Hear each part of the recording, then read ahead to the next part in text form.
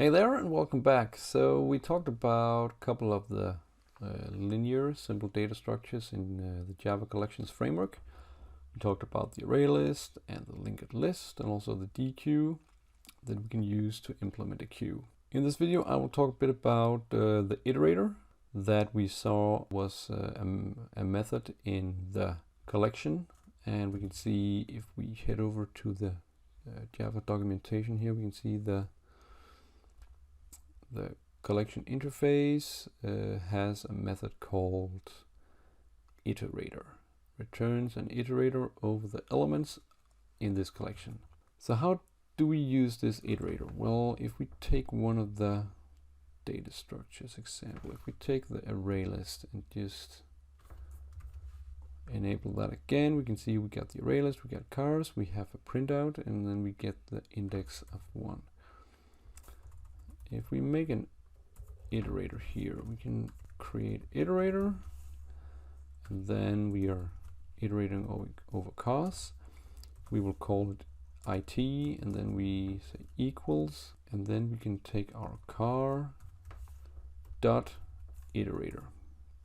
So this will give us an iterator that is targeted for iterating over our cars collection in the ArrayList. And if we write it dot, we can see we get some methods again here. We have remove, we have next, and we have has next. Remove will remove the current element that we are visiting right now in the iterator. Next will advance the iterator to the next element, and it will also return the current element. Has next will just return a boolean telling us if the iterator has an element next. So how can we iterate over our collection here? Well, we can write a while loop where we can say while the iterator has next.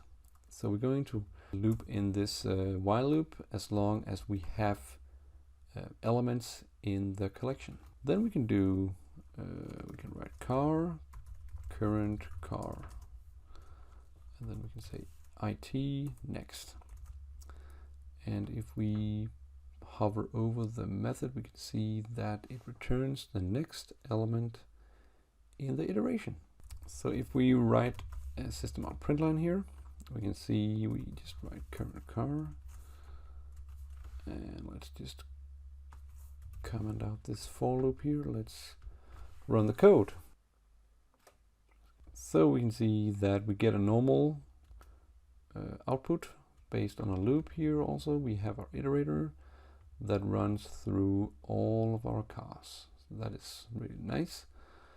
Takes a bit more lines of code here, but one thing we can do also now, if we wanted to, we can use this for all collections now. This structure of using while the iterator has next, then we can get the next element and we can do something with it, print it out or whatever. And if we have a case where we would like to remove an element while we are iterating, then we can write if current car, let's say that we want to remove the one called Volkswagen. Then we make an if statement here. If our current car is equal to the get brand is equal to Volkswagen, then we can tell our iterator to remove it. And otherwise, we're going to print it out if it's not the correct one there. And let's just see what happens here. So we can see that we get not Volkswagen right now because we have removed it. And if we want to just make sure that we actually deleted it, let's take our cars and take the size of that so we can see that we only have 3 elements in our list. All right, so we can see we got 3 cars on our list and we only have 3 left, so we removed the Volkswagen. If we try to do this in our for loop,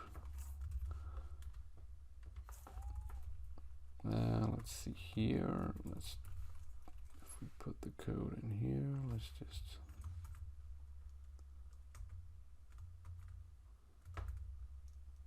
just put this in our for loop here. let's just take C, and we call remove, else we're going to print it out. So then we have some of the same logic in the for loop here. Now if we do that, so we can see here that we get an exception if we try to modify our collection, that we cannot do this in a for each loop. So we need to somehow save the index and then remove it afterwards. So that's one of the cases where you can use the iterator. You can use this as a unified approach to iterating over your collection that works for all collections that will implement the collection interface, and use this approach. And then you can also, if you have the need, you can remove elements while you are iterating over your collection. Okay, so this is the iterator that you can use to iterate through your collection. Okay, so I think this concludes the small video series about some of the linear data structures in the collections framework in Java. And of course, I encourage you to go read up more on the other data structures, the other collections, about the queue, priority queue, and also about the vector if you want to look more about this. Okay, so thanks for watching, and have fun with this. Bye bye.